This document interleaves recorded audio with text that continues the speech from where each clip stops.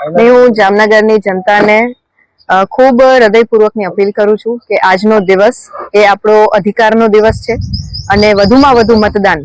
ઉનાળાનો સમય છે સમજી શકાય, પરંતુ પ્રોપર આપણે બધા પ્રકારની આયોજન સાથે આ મતદાન મથક સુધી આપણે પહોંચી શકીએ અને વધુમાં વધુ વોટિંગ આપણા માધ્યમથી થાય અને લોકશાહીના આ પર્વમાં આપણે આપણો કિંમતી અને અમૂલ્ય મત અવશ્ય આપીએ, એ જ હું એક અપીલ કરું છું અને આપ સૌને પણ એ જ અભ્યર્થના છે. યુવા વર્ષથી માંડીને વૃદ્ધ મતદારો કેવી અપીલ કરો છો બેન, શું કહેશો? જી બિલકુલ, લોકોમાં જાગૃતતા છે. ટેકનોલોજીના માધ્યમથી, સોશિયલ મીડિયાના માધ્યમથી, સતત સરકારશ્રીના માધ્યમથી પણ આ કેમ્પેન ચાલી રહ્યું છે.